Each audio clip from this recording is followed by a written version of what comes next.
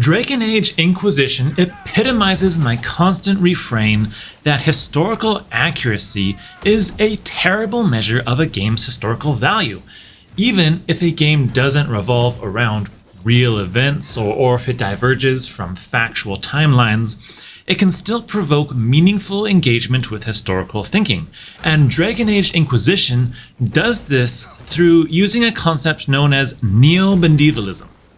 Neomedievalism is a process of creatively imagining medieval culture and mixing historical elements with modern elements so as to enable us to think critically and reflect on modern issues through a medieval lens. So in this video, I'm going to dig into how Dragon Age Inquisition uses neomedievalism to draw comparisons between real historical issues from the medieval period, as well as modern social issues that we face today. And I argue that although doing so detracts from the historical accuracy of the game, it actually makes history more useful and relevant for the present. I'm Dr. Darren Reed, and this is History Through Games.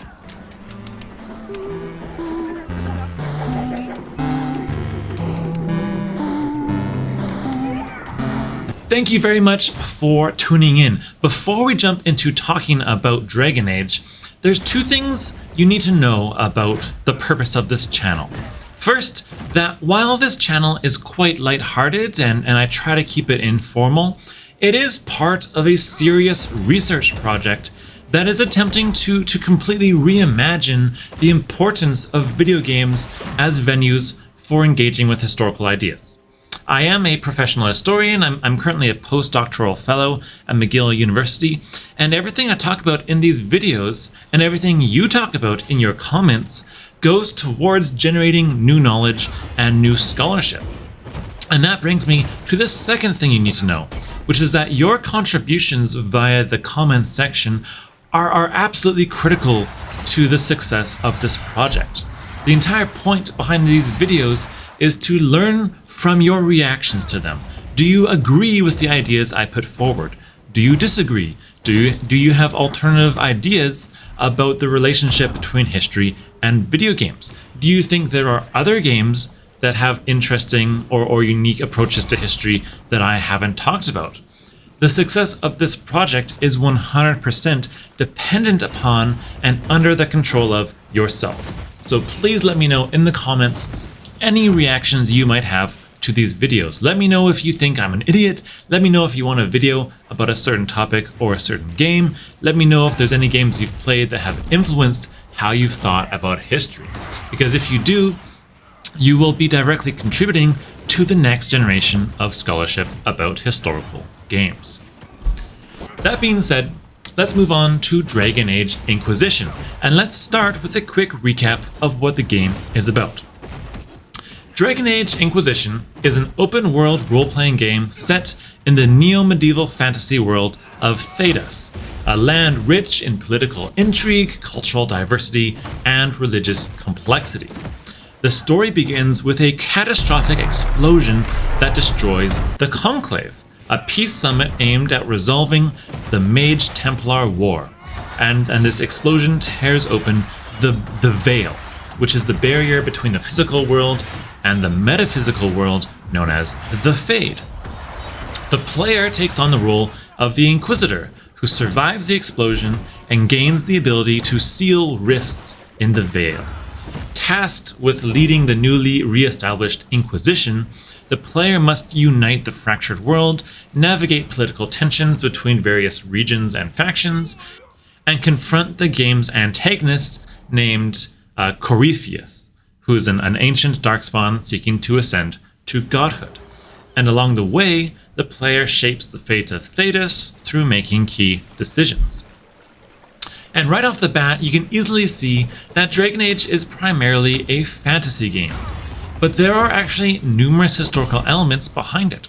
Take, for instance, the Mage-Templar War, which directly connects to real historical tensions over the control of magic in medieval Europe.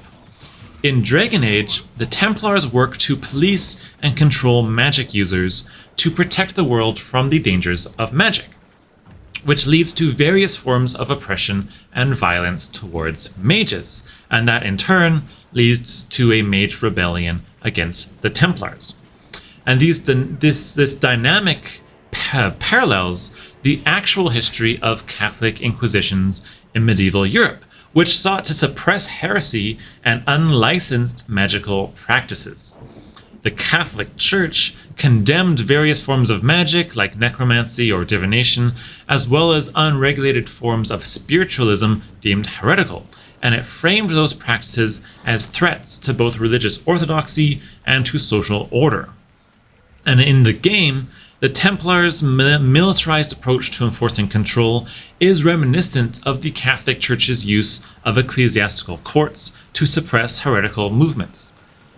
The Mage-Templar War in Dragon Age also draws on the cultural fears of the unknown associated with magic, much like medieval societies feared witches, alchemists, and other people engaged in practices called heretical. So while the Mage-Templar War is completely fictitious, it is absolutely rooted in real medieval events. And this blending of fantasy and history is called neomedievalism. And it's important because it enables games like Dragon Age to give players and developers agency over historical themes and phenomena without being restricted by historical accuracy. Think of it this way. If someone was to try to make a game about the real Inquisition and try to be historically accurate, neither the developers nor the players would have any ability to have any meaningful input over the story, because history is the story of one single timeline where things only happen one way. But by blending themes from actual history with fantastical elements about magic and dragons and so on, game developers are given the agency to adapt history into what would make a good game narrative, and players are given the agency to make meaningful choices that impact the game's outcome.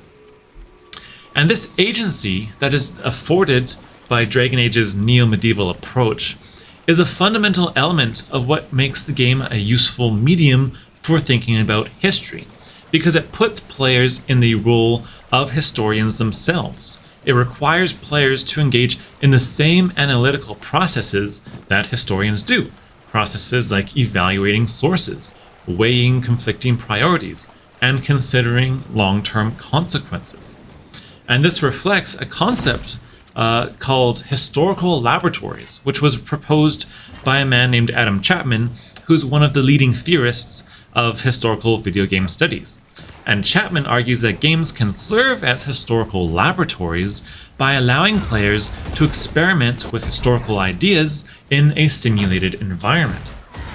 It's debatable whether the choices that players make in Dragon Age Inquisition are really that meaningful to the storyline, but there are still plenty of choices to be made. Choices of whether to align with the mages or the Templars. Choices over whether to execute, imprison, or forgive political prisoners, and so on. And all of these choices invite players to think about how their decisions will fit into larger processes that are happening in the game world. And that is exactly what historians do when they consider how small little events fit into larger regional, national, and global patterns. So that is my argument, that Dragon Age Inquisition provides a valuable window into history by adopting a neo-medievalist interpretation of real historical events that enables players to make choices to simulate real historical thinking. Its historical value lies not in its accuracy, but in its ability to provoke critical engagement with the past. But I'd love to hear your thoughts. Do you agree that games like Dragon Age can encourage historical thinking, even when they seem to have nothing to do with real history? How do you feel about the balance between authenticity and accuracy in historical games? And are there any other games you've played that similarly, or that raise similar questions about the line between fantasy and reality? Let me know your thoughts in the comments below. And if you are interested in this topic, in the history of games, then you can check out some of my other videos on games like as diverse as Saints Row, Doom Eternal, Ark, Survival Evolved. My list is getting longer and longer, and feel free to suggest additional titles that I can add to my to-do list. But that's all I have for you today. I hope to see you in the next video. Farewell.